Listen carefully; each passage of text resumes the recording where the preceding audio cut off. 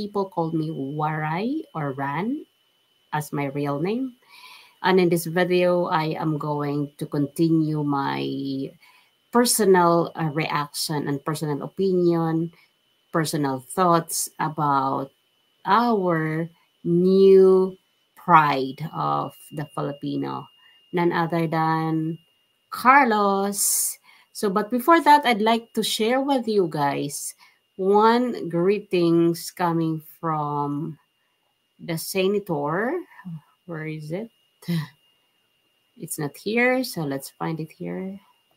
So this is a greetings coming from Senator Bongo. I'd like to thank Ms. Tangsky also for the effort because this is a surprise to me. So here we go, guys.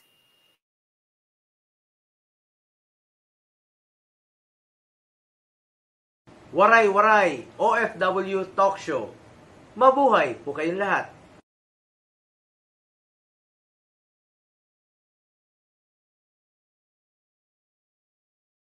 So that's a shout out from Senator Bongo. Thank you very much, sir, for giving shout out to my YouTube channel, Waray-waray OFW Talk Show.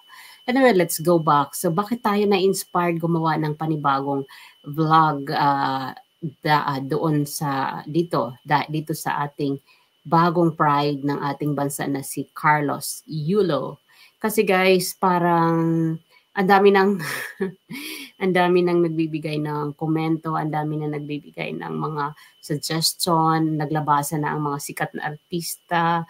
Ang nabasa ko kanina sa mga Facebook newsfeed ay yung comment ni Miss Rica Perelejo, nag-comment na rin si Rita Avila, nag-comment na rin si Ai de las Alas, and a lot of celebrities halos nakiki-comment na sila or nakiki-react or nakiki-share o nagsishare na rin sila ng kanilang mga thoughts about dito sa pamilya nila Yolo kasi parang hindi na siya healthy sa buong mundo kasi ay sa buong Pilipinas especially kasi ano siya sikat siya ngayon, dala-dala niya ang bansang Pilipinas because of his twice gold medal as the gymnast winner. Kasi 'di ba, ang dami sana niyang mai-influence ng mga bata sa pagdating sa sports at sa na rin sa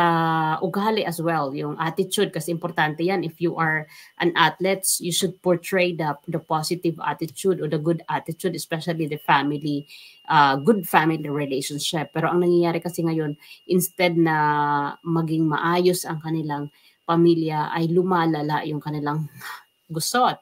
Kasi siguro na rin sa dami ng mga nakiki-join, ang dami na ring nakiki-comment, siguro litong-lito na rin si Carlos kung saan siya sa side o saan siya papanig. And most especially, ang ano nito dito, ang nakikita ko yung malaking impact na nagbibigay influence sa kay Carlos is yung naka-close close contact niya talaga, yung like the girlfriend or other friends. So I know for sure na hati itong mga taong very close to Carlos right now sa kanilang mga sentiments pagdating sa gusot ng kanilang pamilya. So pero ang nakikita kasi ng mga tao kaya sumasali na yung mga celebrity, nakiki-comment na sila kasi unang-una isipin natin nasa nasa democratic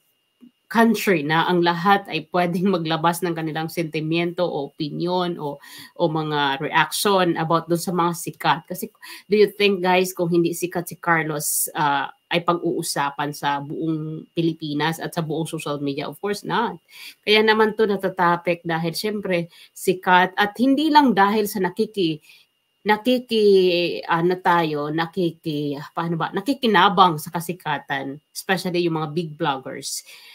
Nang dahil na rin siguro yung iba nagbibigay opinion dun sa concern nila na hindi maglaho yung magandang nagawa ni Kaloy.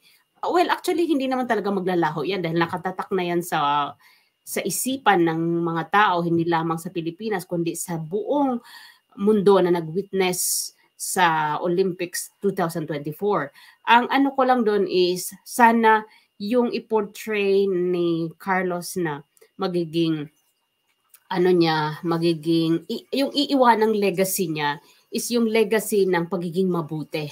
Aside sa pagiging active, energetic, and pride of the country for being the gold medal holder, yung maiportray din niya yung kanyang pagiging good ambassador. Yun yung inaano natin. Kaya tayo nakiki-comment, nakikisentimiento sa pamilya nila na magkaayos at mabuo muli yung kanilang relationship as family. It's because we want the victory to be completed, di ba? Yung hindi lang victory ka because you earn a lot of money, you earn fame, you earn power, you earn praises from the people, but also the legacy that you could maintain because you have a very good relationship with your parents and your sibling.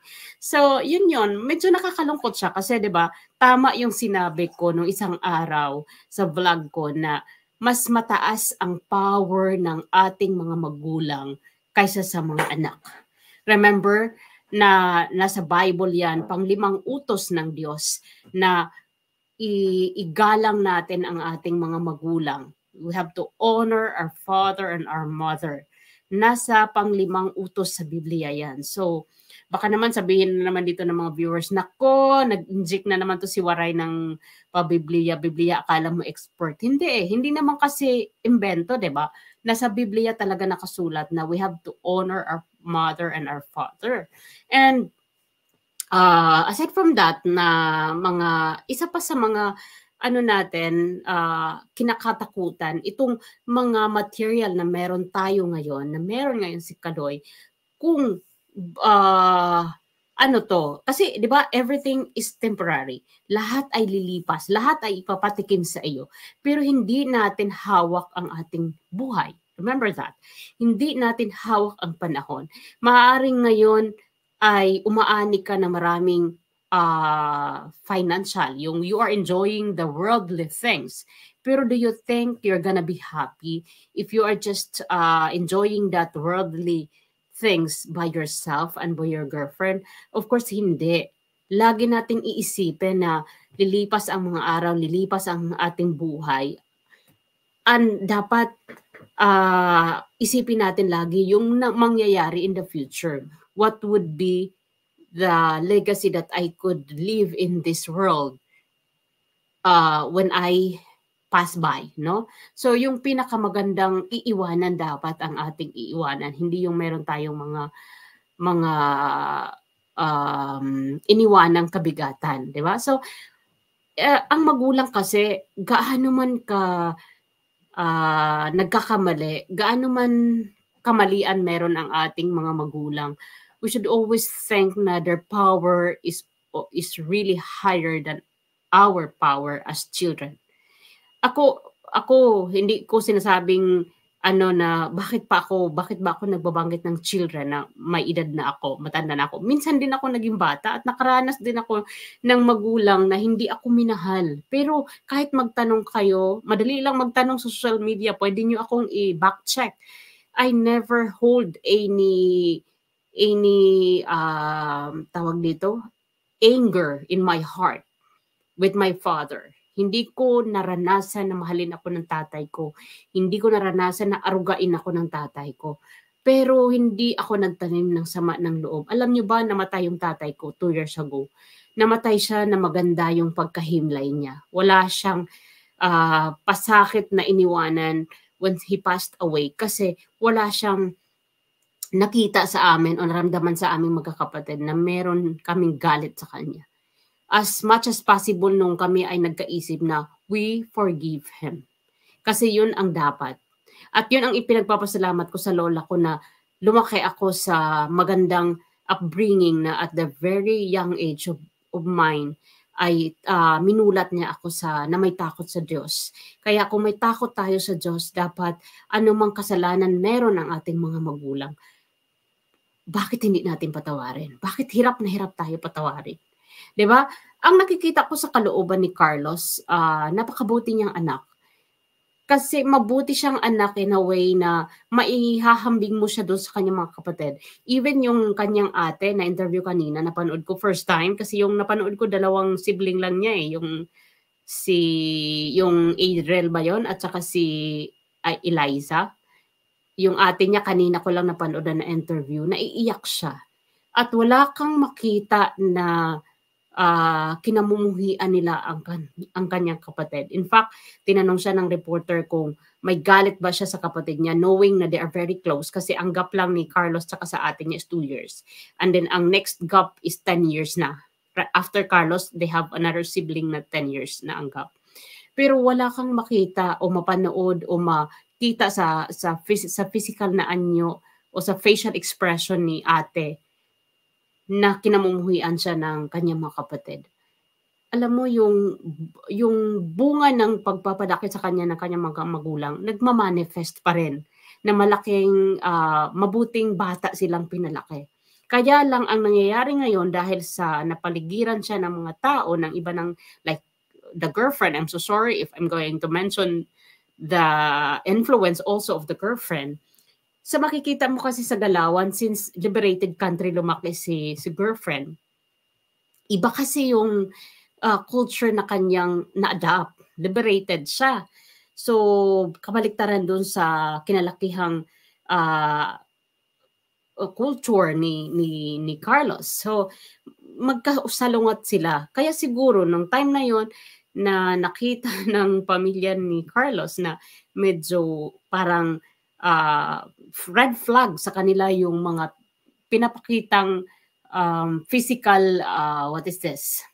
Yung physical moves, yung movement ni girlfriend doon sa bahay nila. Kasi 'di ba, as you can see always doon sa mga social medias exposure nila is mostly talagang halos kita talaga ang private, not private pero almost closed na makikita mo ang private part ni nung girl.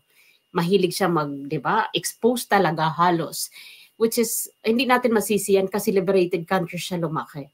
So now, ang kasi doon, ang point din is bilang personal kong opinion to, dapat si girl, siya na yung para hindi na talagang lumaki pa itong gusot nila, siya ang mamagitan, siya yung maging encourager ni BF, ni Carlos na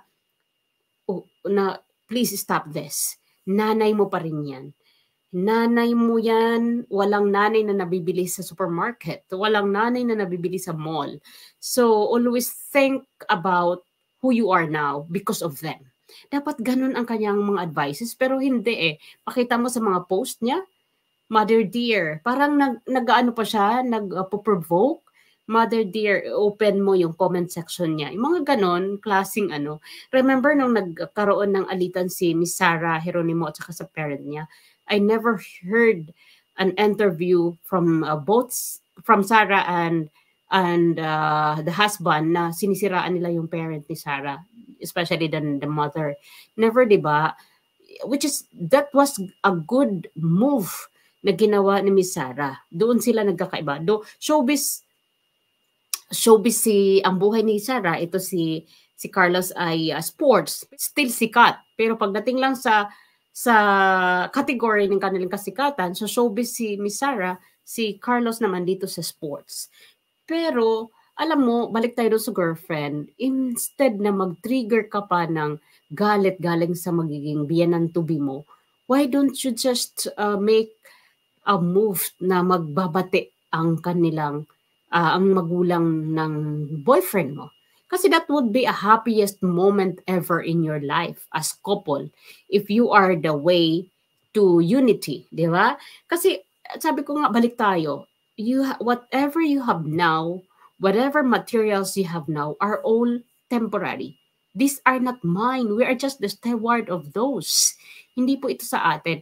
Hindi tayo nagdadasal na anuman mangyari sa inyo. Pero in case or What about if may mangyari kay Kaloy, sabihin na natin na pilayan, hindi na siya pwedeng mag-join sa mga competition kasi 'di ba pagka na ano ka na, may mga bone fracture ka na, hindi na pwede 'yan.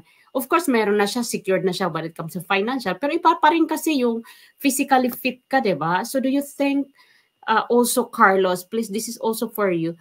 Do you think your girlfriend would stay with you kapag disabled ka na? Remember those. Remember that parents and siblings are still the secured people you have to be with. Kasi sila pa rin yung magmamahal sa'yo forever, now and forever. Yun.